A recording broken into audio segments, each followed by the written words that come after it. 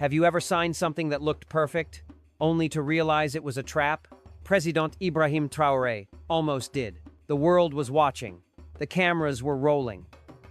On the polished surface, it was the deal of the decade.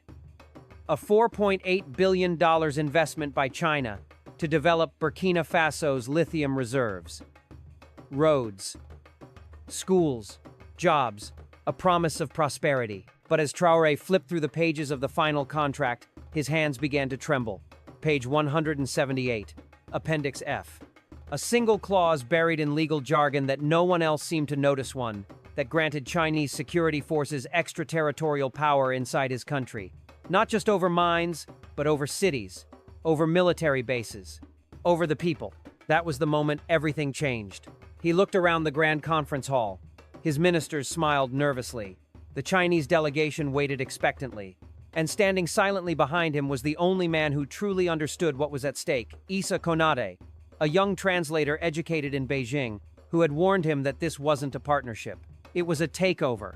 This isn't just a story about one president or one contract. This is about a fight for sovereignty, for dignity, and for the soul of Africa itself. Because if Traoré hadn't turned to page 178, we might not be telling this story at all.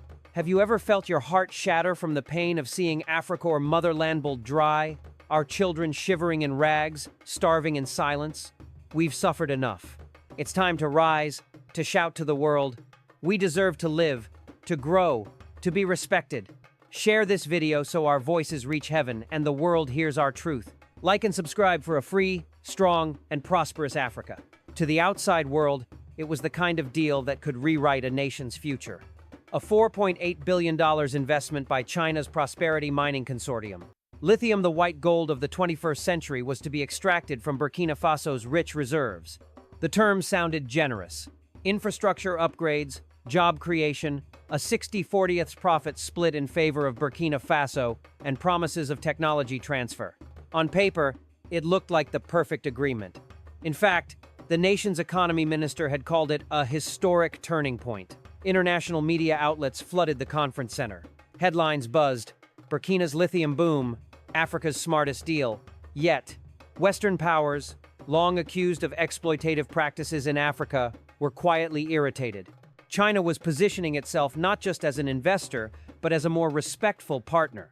The stage was set for a new era of cooperation, or so it seemed. At one end of the majestic mahogany table sat Ibrahim Traoré, not in military attire, but in an elegant traditional African suit. He was calm, collected, and outwardly proud. Opposite him was Wei Jiang, the CEO of Prosperity Mining, flanked by lawyers, strategists, and translators. Everyone smiled, everyone applauded. But beneath the smiles, subtle power dynamics played out like an invisible chess match.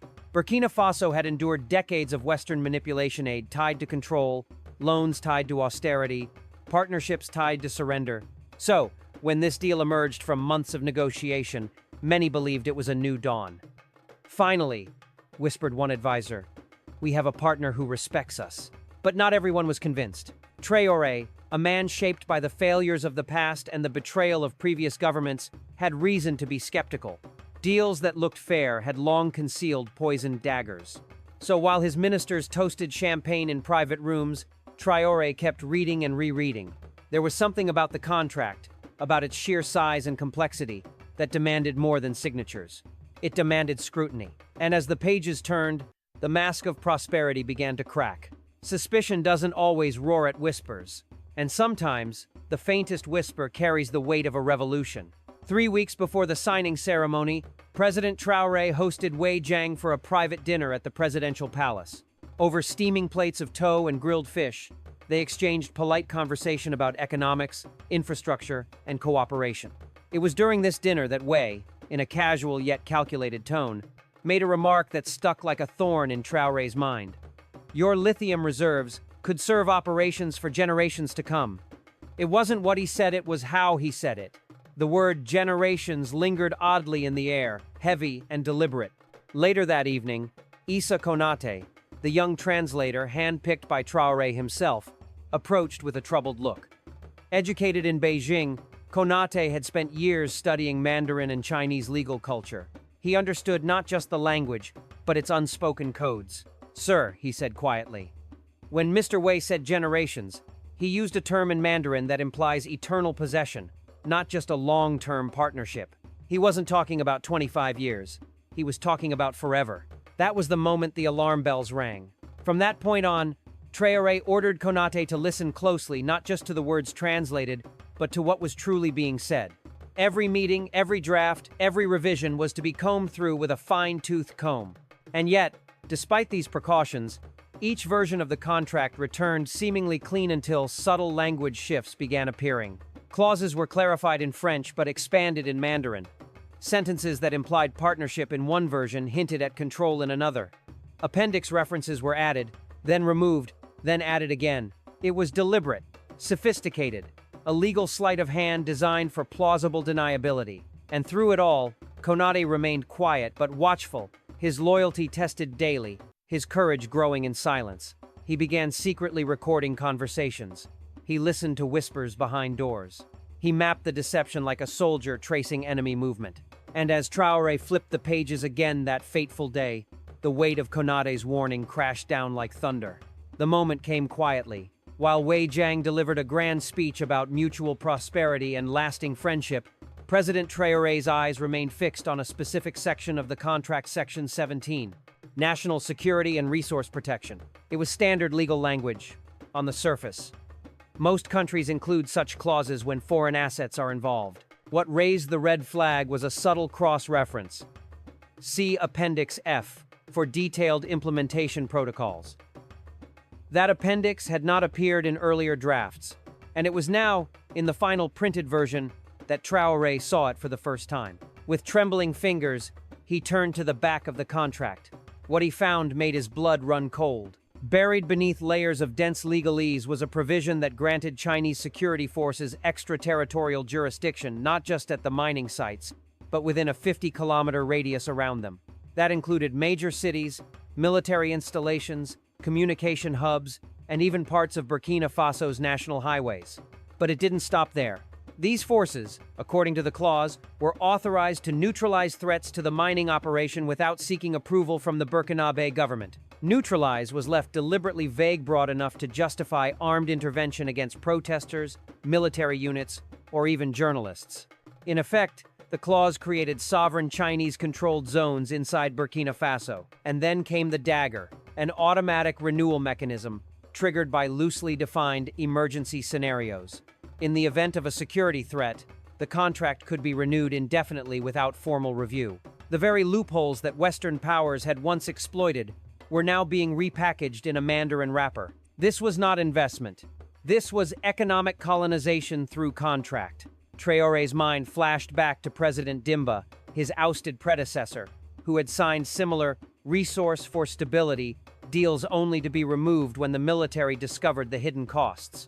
And now, it was his turn to face the same crossroads. His oath had been clear. No foreign power, west or east, would ever again own Burkina Faso's future. Yet here it was, hidden in a footnote, written in a language most couldn't read, a noose wrapped in paper and ink. It was betrayal, clever, quiet, and nearly complete. The room was electric with anticipation. Journalists clutched their notepads. Cameras rolled. Ministers smiled nervously. On cue, the master of ceremony leaned toward the microphone. "Mr. President, your remarks before we proceed to the signing." Traoré stood slowly, holding the massive contract like a sacred burden. He smiled, but it was the kind of smile that masked fire.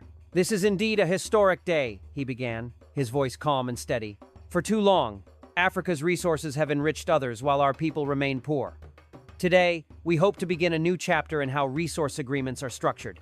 Polite applause rippled across the room. Then Traoré turned the pages. "But before we proceed," he continued, "I find it interesting that the Mandarin version of this agreement contains several elaborations that are missing from the French copy." The applause died instantly. Silence fell. Wei Jiang blinked. His translator leaned in urgently. Traoré's voice didn't waver. "Perhaps Mr. Wei can explain why Appendix F grants Chinese security forces control over Burkinabe territory? Or why this agreement can be renewed indefinitely under vaguely defined emergencies?" The Chinese delegation erupted into hushed panic. Wei leaned into the mic, composed but clearly rattled. There must be some misunderstanding, minor translation errors, perhaps. These issues can be resolved after the signing. Traoré raised an eyebrow. Minor translation errors? I would not consider granting foreign troops authority over our land a minor issue, Mr. Wei. Gone was the polite language. Gone was the pretense. Wei's tone shifted. Mr. President, your country needs this investment. Without our capital and technology, your lithium is worthless. You're overthinking standard protective clauses. Traoré's stare hardened. Number. What I see here is not protection. It's infiltration. It's a deliberate attempt to control not just our minerals, but our sovereignty. He closed the contract. Let me be clear. Burkina Faso welcomes investment, but we will not trade independence for development, not to the West and not to China. Gasps. Confusion. Camera flashes. Chaos broke out as journalists rushed to broadcast the bombshell. But Traoré remained still. He had drawn a line, and history would remember which side he stood on. As the conference room dissolved into chaos, President Traoré quietly stepped into a secured chamber with Issa Konate. "Tell me everything," he said. Konate didn't hesitate. "Sir, they've been planning this for months. I overheard members of the Chinese legal team referring to it as strategic expansion through contractual means. They never planned to honor the 25-year limit. There are secret side agreements with some of your ministers." Traoré froze. "Which ones?" Konate's voice lowered. "Minister Kabore, Finance Minister Urago. They were promised large personal payouts if the deal passed unnoticed." He pulled out a small recorder. "I have the conversations. They called it the new colonization economic control without the backlash of military occupation." Before Traoré could respond, his security chief burst in. "Sir, the Chinese delegation is threatening to withdraw all investments. Minister Kabore is urging you to reconsider." "I imagine he is," Traoré said grimly. Within an hour, a special cabinet session was called. This time, there were no cameras, only truth. Traoré played Konate's recordings in full. The room grew colder with every sentence. Gasps of disbelief. Silent stares. Some ministers looked stunned. Others simply looked guilty. Then, the reckoning. "Minister Kabore, Finance Minister Urago," Traoré said firmly, "are hereby placed under house arrest pending investigation for corruption." Shock rippled through the room. No one moved. Then he turned to Defense Minister Zongo. "General, I understand you've been discussing permanent Chinese base locations?" Zongo stuttered. "They approached me directly. I was told you had authorized preliminary talks." "By who?"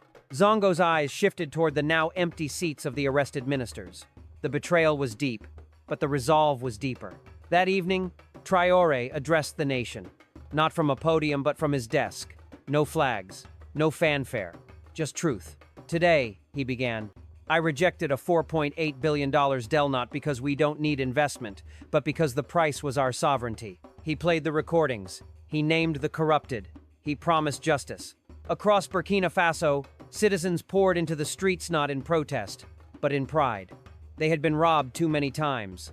Tonight, someone had finally said no, and that no, spoken by one man, echoed across a continent. 6 months after that defining moment, Burkina Faso hosted the first Pan-African Resource Sovereignty Summit. Leaders from across the continent gathered not just to discuss minerals or contracts, but to redefine how Africa would engage with the world from a position of strength, not submission. And it all began with one word: number. The Chinese embassy had condemned Traoré's actions, calling them diplomatically hostile. Western institutions offered new loan seats with their own hidden chains, but Traoré declined them all. Instead, he looked south to Bolivia, Chile, Argentina, nations that had fought similar battles over lithium and had emerged with their dignity intact. Together, they built a new alliance, a technical support program, a joint investment framework, and most importantly, a vision that development should not come with shackles, whether in French, English, or Mandarin. Burkina Faso began construction of its own lithium processing facilities using regional partnerships and emergency reserves. It was slower, it was harder, but it was theirs. Machines rolled out with "Made in Burkina Faso" stamped in bold. Every engineer was local, every job mattered. There were hardships, power outages, food shortages, economic threats. But instead of breaking, the people adapted. Communities formed food co-ops. Engineering students built solar alternatives. And above all, a new national identity emerged. Pride through resistance. growth through integrity. One morning, a young aide informed President Traoré that the president of Congo-Brazzaville was on the line facing a similar Chinese contract.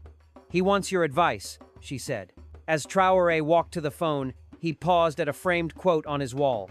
It was handwritten by him, now the mantra of his administration. "Development without dignity is just another form of poverty." During the call, the Congolese president asked him, "How did you find the strength to walk away when your country needed that money so badly?" Traoré smiled quietly. "I remembered something my father told me when he lost his land to a foreign investor. They offered us jobs on land that used to be ours, and called it progress. True progress means owning your future, not renting it to others. That is what Burkina Faso chose. And that choice, simple, defiant, unapologetic, sparked a movement far beyond its borders. As an African, the pain of the past is something I feel deep in my bones. We have walked through centuries of pain, oppression, and silent suffering. This is the moment for Africa rising. This is the moment for new Africa. This is the moment for Africa reborn. But now something is shifting. From the dusty villages to crowded city streets, we feel the wind of change. People are waking up. We are questioning, we are learning, and above all, we are remembering who we are. The blood of kings, the spirit of queens, the legacy of resistance, it runs in us. Awakening of the people. Everywhere I look, there is an energy I cannot explain. It's the spark of something ancient returning. It's Africa rising. It's new Africa rising from the ashes of betrayal. For too long, we've believed the lie that we are poor, powerless, unworthy. But the truth is we were never poor. Our lands are rich. Our minds are powerful. Our people are priceless. And now, Africa reborn is not just a dream. It is happening one voice, one village, one president at a time. Lessons from betrayal. When I watched President Ibrahim Traoré expose the truth behind the deal with China, my chest tightened not with fear, but with recognition. This was not just about Burkina Faso. This was about us all. Africa rising means learning to read the fine print, to see the traps behind the promises. It means knowing that sovereignty is not for Salinot for $4.8 billion, not for any price. In that moment, New Africa stood up, and I stood with it. The courage of leaders. We have waited too long for heroes. And now we realize we are the ones we've been waiting for. Traoré didn't just stop a deal. He lit a torch of resistance, a torch of truth. This is Africa reborn. This is Africa rising. He chose honor over wealth, dignity over desperation. That choice is our inheritance now. Every African child should grow up knowing what it means to say no when the price is your people's freedom. The spirit of unity. When the Burkina Faso people flooded the streets after Traoré's speech, I cried, not out of sorrow but out of pride. We were united. Finally, not just by pain but by principle. This is Africa rising through unity. This is new Africa, people before politics, integrity before investment. The chants, the tears, the flags, they were not for Traoré alone. They were for every African who has ever been betrayed. For every mother who buried a child due to poverty born from stolen wealth. For every farmer pushed off his land. Resilience. The path hasn't been easy. Power outages, economic threats, Western hypocrisy, Chinese manipulation. Yet we survive, we innovate, we create. This is Africa reborn not in comfort, but in courage. Students designing solar grids, communities forming food co-ops. The people have found their rhythm again, and in that rhythm is a heartbeat. Africa rising. You can't silence a people who have learned to stand. Hope. Hope used to feel far away, but now, hope walks with us. It speaks our languages. It looks like us. New Africa is not a fantasy, it's a direction, a compass. And every time we say no to exploitation, we move closer. Africa rising is not about perfect leaders. It's about people who refuse to stay asleep. I am no longer afraid of tomorrow because I see what we are becoming today. Education and learning. We must teach the next generation the truth. Not the colonizers' version of our history, but the real story. The kings, the resistance, the innovation. They must know why Africa reborn matters. They must understand that Africa rising starts in the classroom, in the fields, in the heart. Knowledge is no longer something we borrow from the West. It's something we rediscover in ourselves. Vision of the future. I dream of a continent where our minerals build our own cities, where our children speak freely and proudly, where we write our own contracts, build our own factories, and tell our own stories. This is Africa Rising. This is New Africa. And it's already happening from Burkina Faso to Congo, from Ghana to Ethiopia. One nation resists, and 10 more awaken. Call to action. So I ask you, my African brothers and sisters, what will you do when it's your turn to say no? Will you sign the page or tear it apart? Will you trade dignity for dollar? Will you rise? Africa Rising is not a slogan, it's a heartbeat. Africa Reborn is not a wish, it's a path. New Africa is not waiting, it's happening. Stand up, speak out, share this story, and remember, we are Africa. We are the future. We are rising.